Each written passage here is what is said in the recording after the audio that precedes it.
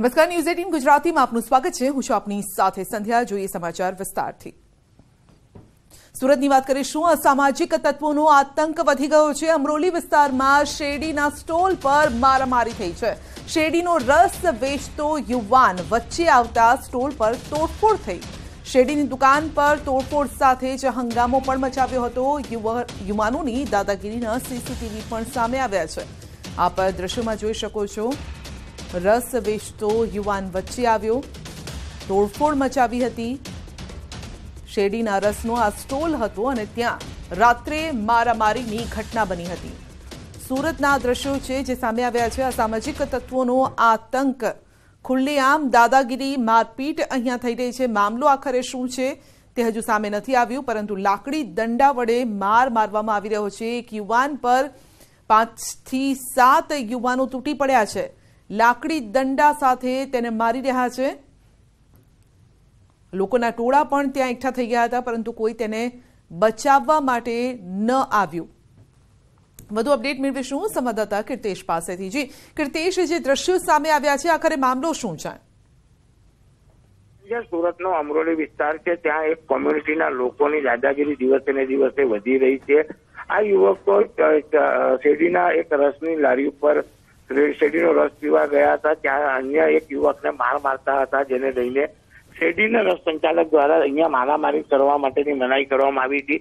બસ આ જ વાતને લઈને આ એક જ કોમ્યુનિટીના લોકો ઉશ્કેરાયા હતા અને જોતજોતામાં ત્યાં આગળ મહાભારત જેવો માહોલ ઉભો થઈ ગયો હતો। બેફામ રીતે દાદાગીરી સાથે શેરડીની દુકાનમાં તોડફોડ કરતા જોવા મળ્યા હતા। જો કે આ સીસીટીવી સામે આવતાની સાથે જ કહી શકાય કે વિડીયો સ્થાનિક લોકો ઉતારી પોલીસને આપતા પોલીસે આ મામલે ગુનો દાખલ કરી તપાસના ચક્રો ગતિમાન કર્યા છે। પણ સૌથી મહત્વની વાત છે, સુરત પોલીસ કમિશનર અજયકુમાર તોમર સુરતમાં ગુનાખોરી ડામવાની વાત કરે છે, ડ્રગ્સ પકડવાની વાત કરે છે, પણ અસામાજિક તત્વોની દાદાગીરી સતત સુરતમાં વધી રહી છે। સામાન્ય વ્યક્તિને રોડ પર ચાલુ અથવા બોલવાનો અધિકાર નથી, કારણ કે સામાન્ય બાબતે અસામાજિક તત્વો, લુખા તત્વો જાહેરમાં લોકોને માર મારતા હોય એવી સતત ઘટનાઓ સામે આવી રહી છે। તેમાંની આ એક ઘટના છે, એના પરથી સાબિત થાય છે કે સુરત પોલીસ ગુનાખોરી ડામવામાં નિષ્ફળ ગઈ છે। સુરત પોલીસનો ગુનેગારો પર કોઈ પણ જાતની ધક કે દોષ નથી, એ સાબિત થાય છે। સુરતની ખાખીની કહી શકાય ઇજ્જત વારે ઘડી સામાજિક તત્વો દાવ પર લગાવતા હોય તેવું સ્પષ્ટપણે દેખાઈ રહ્યું છે। જી કીર્તેશ, આપનો આભાર અમારી સાથે જોડાવા બદલ। પાટણ ઊંઝા હાઈવે પર અકસ્માત। બાલીસણા નજીક કાર અને બાઇક વચ્ચે અકસ્માત સર્જાયો છે। રસ્તો ક્રોસ કરતી વખતે બાઇક ચાલકને ટક્કર મારતા મોત થયું છે। અકસ્માતમાં બાઇક ચાલકનું ઘટના સ્થળે જ મોત થયું છે। અકસ્માતની સમગ્ર ઘટના સીસીટીવીમાં કેદ થઈ છે। બાલીસણા નજીક કાર અને બાઇક વચ્ચે અકસ્માત સર્જાયો હતો। બાઇક ચાલકનું ઘટના સ્થળે મોત થયું છે। તો ઘટનાના સીસીટીવી પણ સામે આવ્યા છે। અકસ્માત સર્જાયો તે વખતના સીસીટીવી ફૂટેજ સામે આવ્યા છે। બાઇક ચાલક ઉછળીને પડે છે। બાઇક જે છે તે ઢસડાઈને આગળ ફંટાઈ જાય છે અને કાર ડિવાઈડર પર ચઢી જાય છે।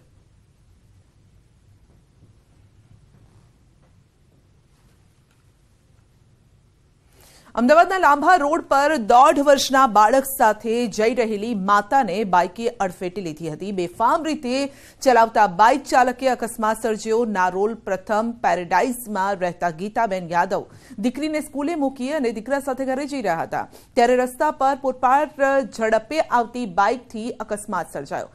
અકસ્માતમાં તેના 1.5 વર્ષના દીકરાને ઈજા પહોંચતા હોસ્પિટલમાં સારવાર માટે ખસેડાયો છે અને હાલ અકસ્માતના લાઈવ સીસીટીવી સામે આવ્યા છે।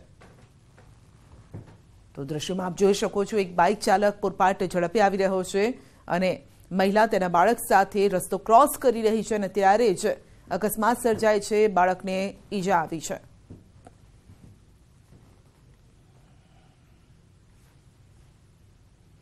મહેસાણા કડીના મેડા આદ્રજ ગામના પેટ્રોલ પંપની ઘટના છે। નંબર પ્લેટ વગરની અલ્ટો કારના ચાલકે પેટ્રોલ ભરાવી અને પૈસા આપ્યા વગર જ કાર ભગાવી મૂકી। પેટ્રોલ પંપના કર્મચારી મહેશ ઠાકોર પાછળ દોડતા કારમાં બેઠેલા એક વ્યક્તિએ તેનો કોલર પકડી અને તેને ઢસડ્યો હતો।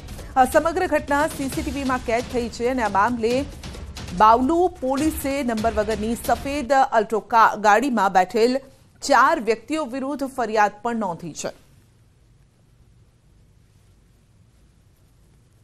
તો દ્રશ્યમાં આપ જોઈ શકો છો, એક વ્હાઇટ કલરની કાર પેટ્રોલ પંપ પર આવે છે. તે પેટ્રોલ ભરાવે છે, પરંતુ ત્યારબાદ જ્યારે પેટ્રોલના પૈસા માંગવામાં આવે છે ત્યારે એ વ્યક્તિનો, જે કર્મચારી છે, તેનો કોલર પકડી અને વ્યક્તિને ઢસડવામાં આવે છે અને લાંબા, આપ જોઈ શકો છો ત્યાં સુધી, દૂર સુધી તેને ઢસડીને લઈ જવામાં આવે છે. જો કે આ જે કાર હતી તેમાં નંબર પ્લેટ ન હતી, જેના કારણે તેની ઓળખ કરવામાં પણ પોલીસને થોડો સમય લાગી રહ્યો છે. જો કે આ કારની અંદર 4 વ્યક્તિ સવાર હતા તે જાણવા મળ્યું છે અને 4 વ્યક્તિઓની ઓળખ થાય તે માટે પણ તપાસ હાથ ધરવામાં આવી છે. અમદાવાદ માંગીલાલ નામના વૃદ્ધે મોતની છલાંગ લગાવી છે. ઇસ્કોન બ્રિજ પરથી કૂદકો મારી અને મોતને વાલું કર્યું છે. વૃદ્ધ લાંબા સમયથી ફેફસાની બીમારીથી પીડાતા હતા. બીમારીથી કંટાળી મોતને વાલું કર્યું છે. કૃષ્ણાધામ ઓરડામાં વેજલપુર રહેતા હતા આ વૃદ્ધ.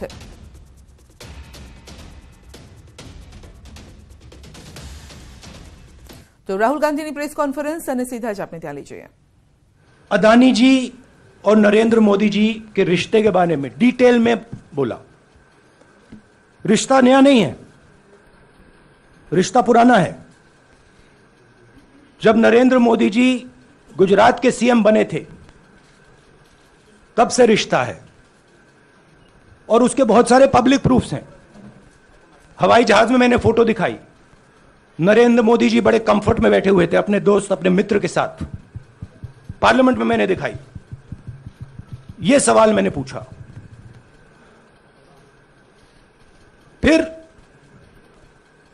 मेरी स्पीच को एक्सपंज किया गया. मैंने स्पीकर को डिटेल चिट्ठी लिखी, पॉइंट बाय पॉइंट, कि मैंने कहा कि एयरपोर्ट्स अदानी जी को रूल बदल के दिए गए हैं. ये लीजिए रूल की कॉपी जिसको बदला गया है.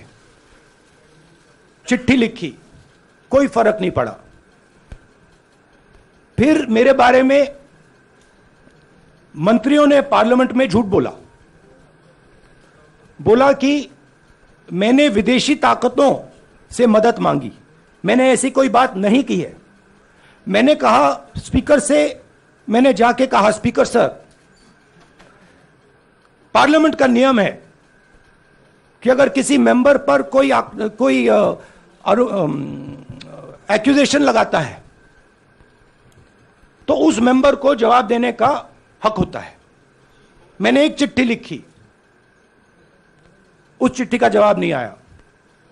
दूसरी चिट्ठी लिखी, उस चिट्ठी का जवाब नहीं आया. फिर मैं स्पीकर के चैम्बर में गया.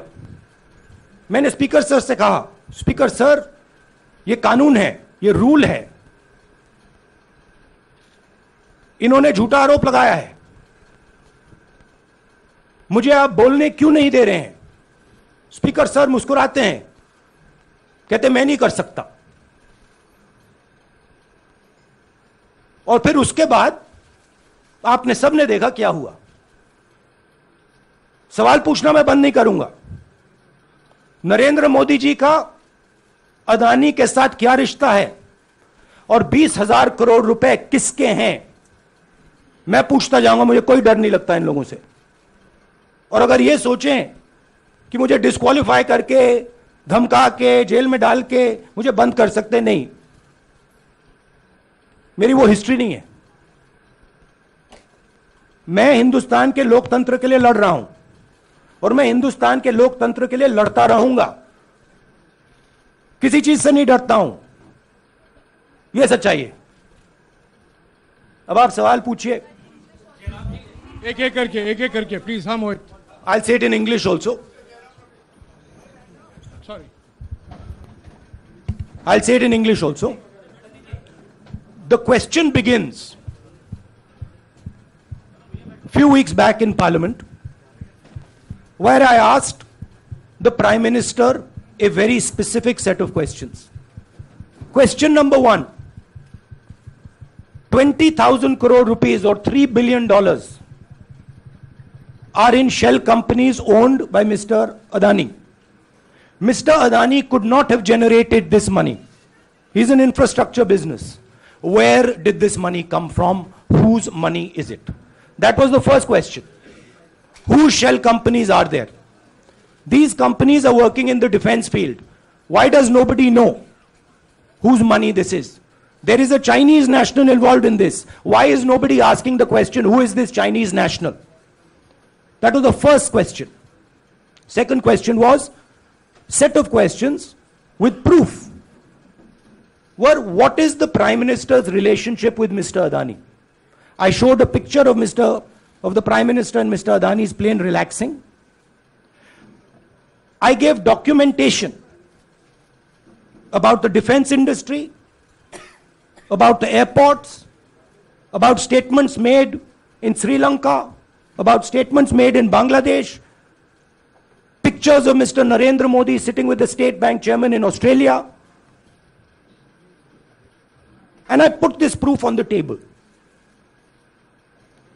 Immediately after that, the BJP started its work. My speech was expunged. I wrote a letter to the Speaker with a detailed explanation on the defense industry, on the airports, with press clippings, supporting documents, legal documents, and said, this is the supporting foundation of my speech. I have not made this speech, I have not invented this. This is detailed research, here it is. Nothing happened. Nothing was revoked. My speech today is not part of the record of Parliament. The same, by the way, was done with Mr. Kharge. After that, BJP ministers lied about me in Parliament. They made the statement to distract from the Adani issue. The whole game, disqualification, and all these statements are to distract from the central question, whose money is it? 20,000 crores, whose is it? Kiska hai ye? That's the main question. The whole thing is to distract. So, they said that I've asked foreign forces to help India. Most ridiculous statement. I have never made such a statement. You can look at all the conversations I had in the United Kingdom. Not one such statement was made. In fact, I said this is India's problem. India has to resolve this problem, right? A minister lies on the floor of the House. I wrote to the Speaker and I said, Speaker, sir, it is my right as a member of Parliament, when somebody makes an accusation, to state my position. Please let me state my position. The first letter is not answered. I then write a second letter with more details, saying the names and what was said. Still no answer. I then go to the Speaker's chamber and I say, Speaker, sir, what is going on? We live in a democracy. You are the defender of that democracy. Why are you not letting me make my statement? The Speaker smiles and says, I cannot do that. Come and have a cup of tea with me. Right? So this is the whole drama that is being orchestrated to defend the Prime Minister from the simple question, whose 20,000 crore rupees, whose $3 billion went to Mr. Adani shell companies? हाँ जी मोहित, एक minute सबको मौका मिलेगा. राहुल जी, मोहित दुबे हूं मैं. मेरा सवाल यह है कि आप शहीदों. By the way, sorry, I just need to finish that. I left out a part. Look, I'm here defending the democratic voice of the Indian people. I will continue to do that. I'm not scared of these threats, of these disqualifications, of these allegations, of these prison sentences. I don't care. I'm not scared of them. Okay? These people don't understand me yet. I am not scared of them. They are used to everybody being scared of them. I am not scared of them. Right? And I will continue to ask the question, what is the Prime Minister's relationship with Mr. Adani? It is an old relationship. It is a relationship that began when he was Chief Minister of Gujarat. Mr. Adani constructed the idea of Resurgent Gujarat, organized all that. This is a partnership. It's a close partnership. I'm going to keep asking that question. Rahul ji, मैं मोहित दुबे हूं. मेरा सवाल यह है कि आप शहीदों के परिवार से आते हैं. आपकी दादी भी डिस्क्वालीफाई हुई, जनता के बीच गई, आप सत्ता में वापस आए. आज के दौर में राहुल गांधी भी डिस्क्वालीफाई हो गए हैं, क्योंकि तमाम आपने इश्यूज को उठाया, चीन के इश्यूज को उठाया। क्या राहुल गांधी भी जनता के बीच में जाएंगे और वही वापसी फिर से करेंगे? राहुल गांधी भारत जोड़ो यात्रा में 4.5 महीने जनता के बीच में रहेंगे और वो मेरा काम है, वो मैं करता जाऊंगा। हाँ जी अनवर। आज के हिंदुस्तान में બુલેટિનમાં આગળ વધીશું નાનકડા બ્રેક બાદ।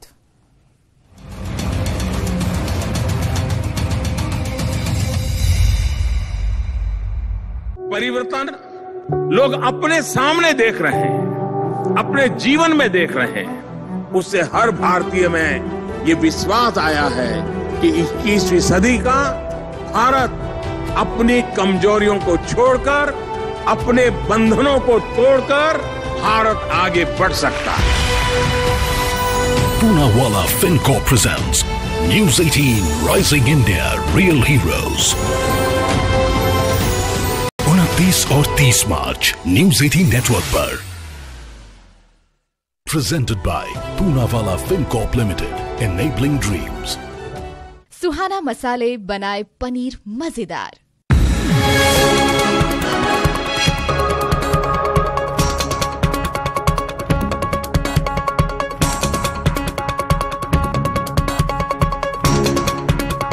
સુહાના મસાલે બનાય પનીર મજેદાર।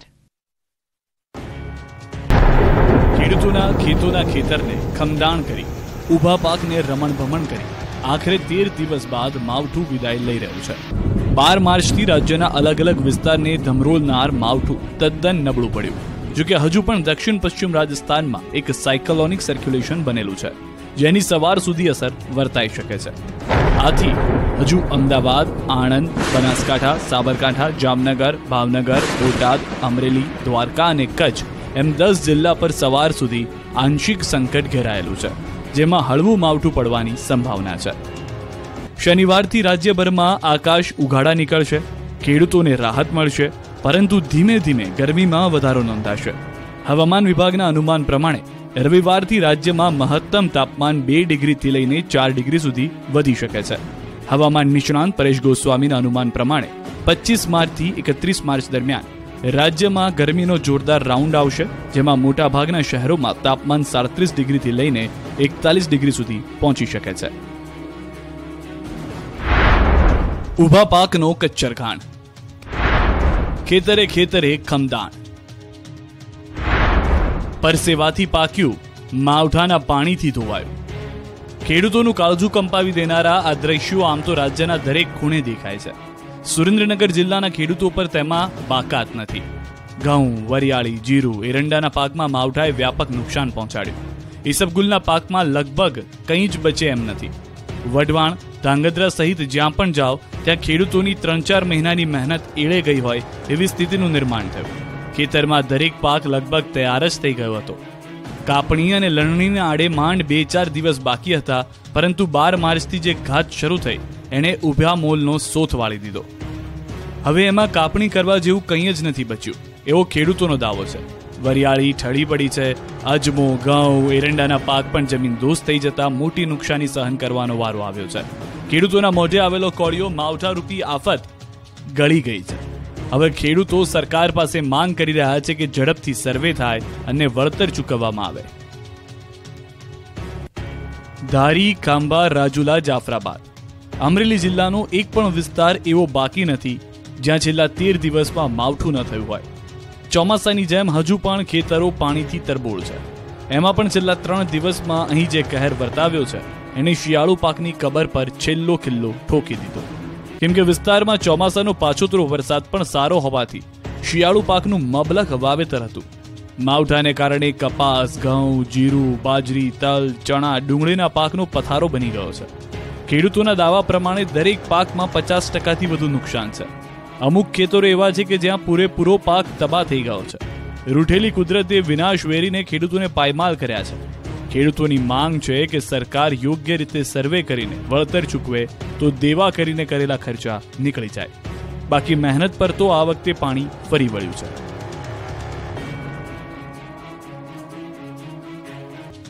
ગુરુવારે રાત્રે અમદાવાદ સહિત મધ્ય ગુજરાતના અનેક વિસ્તારમાં તોફાની પવન સાથે કમોસમી વરસાદ વરસ્યો. છેલ્લા 15 દિવસમાં 5મી વખત ત્રાટકેલા માવઠાએ ખેડામાં ખેડૂતોની મુશ્કેલીમાં વધારો કર્યો. અહીં કેટલાક ખેતરમાં પાછોતરા ઘઉંની કાપણી ચાલી રહી હતી. એ દરમિયાન જ માવઠું પડ્યું અને પાકેલા તૈયાર ઘઉં પલળી ગયા. ખેડૂતોના મતે કેટલાક નીચાણવાળા ખેતરમાં પાણી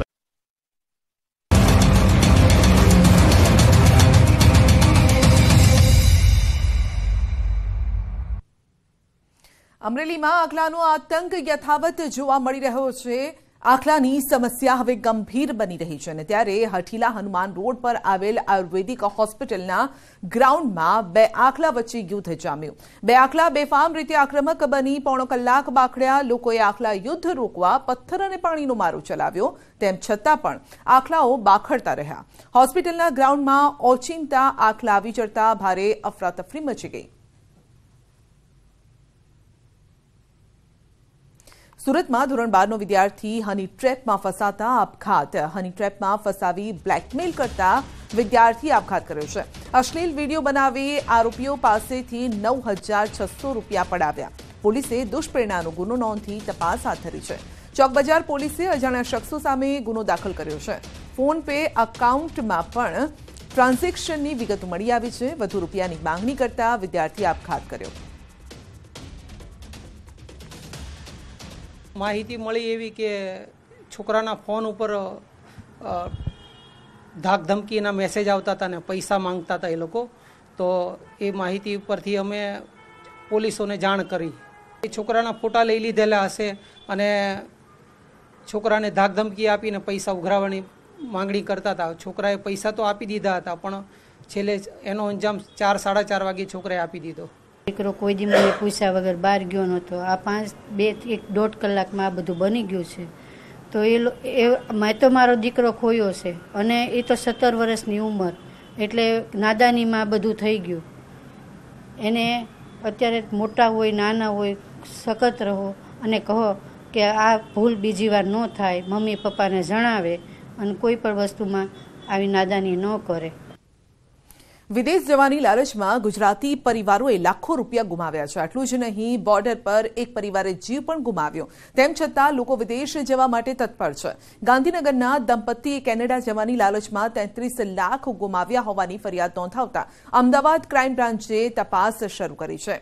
કોસ્મેટિકનો બિઝનેસ સંભાળે છે અને હવે આ દંપતીને કેનેડા જવાની ઈચ્છા હોવાથી તેમણે વસ્ત્રાપુર સાલ હોસ્પિટલ પાસે જેબી ટાવરમાં આવેલા એરો હોલિડેનો સંપર્ક કર્યો. જ્યાં ઓફિસમાં બેસતા સુમિત પટેલ ઉર્ફે આસિફ, અબ્બાસ અજમેરી તથા રવિ અને મયુર પટેલે તેમને વિઝા મેળવી આપવાની ખાતરી આપી. સાથે સાથે જ્યારે વિઝા મળી જાય પછી જ રૂપિયા આપવાના રહેશે તેમ કહી દંપતીને વિશ્વાસમાં લઈ છેતરપિંડી આચરી.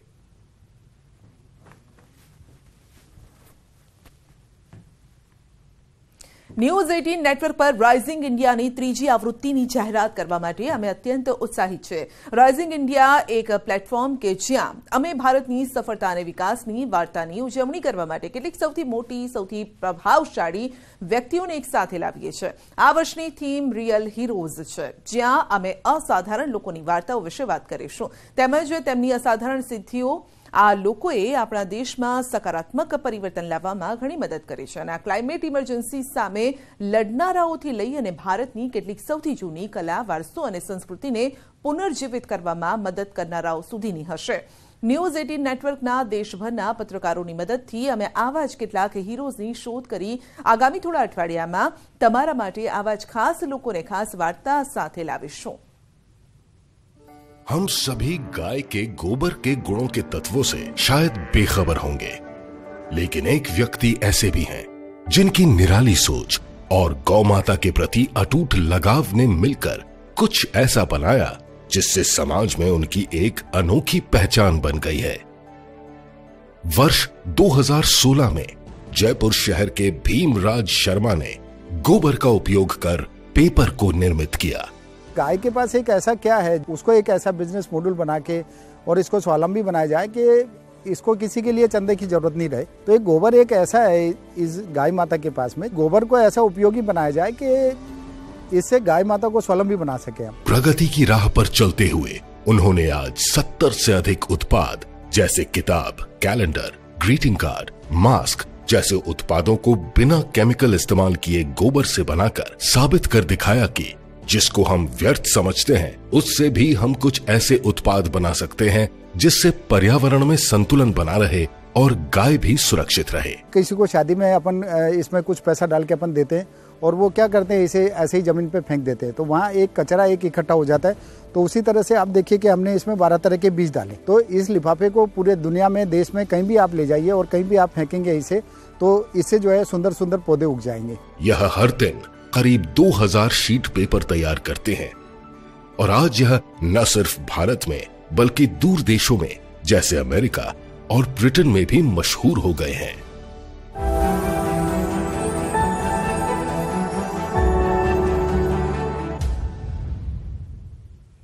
રાઇઝિંગ ઇન્ડિયા રિયલ હીરોઝ જોવાનું ચાલુ રાખો, જ્યાં અમે તમને વિવિધ ક્ષેત્રોમાં કામ કરતા વાસ્તવિક હીરોની ઘણી વધુ વાર્તાઓ લાવતા રહીશું। બુલેટિનમાં અત્યારે બસ આટલું જ, રજા આપશો, નમસ્કાર।